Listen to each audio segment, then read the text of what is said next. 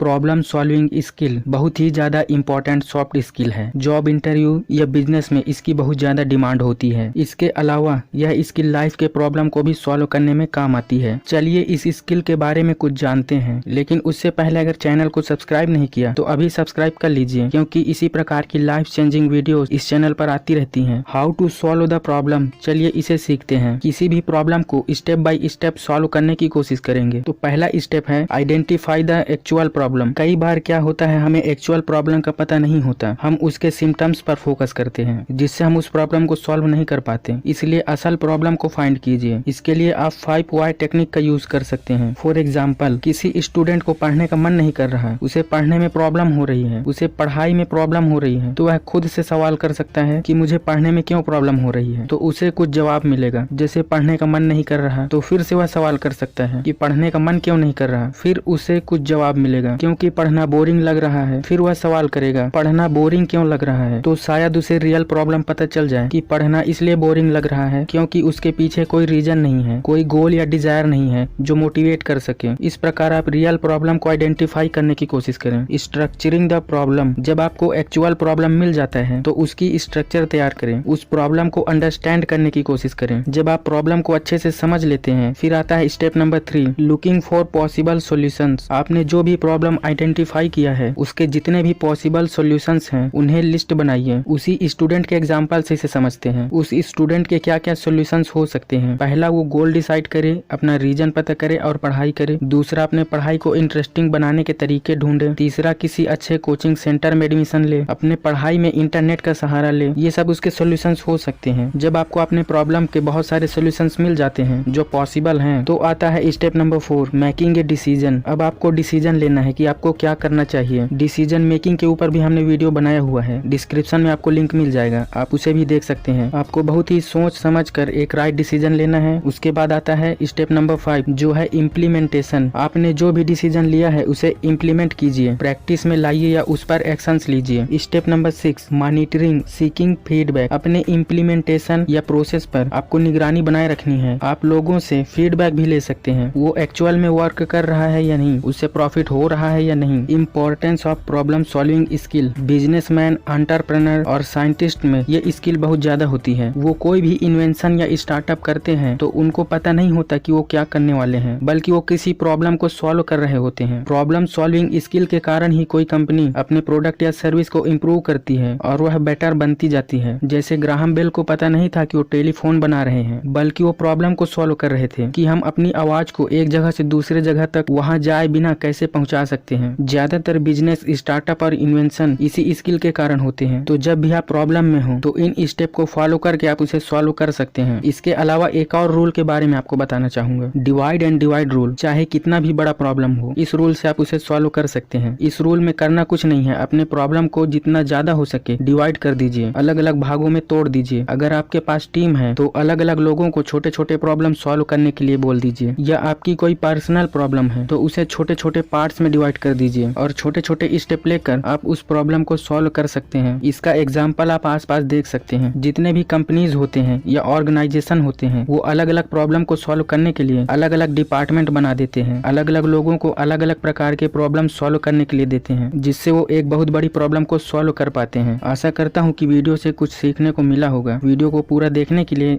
धन्यवाद।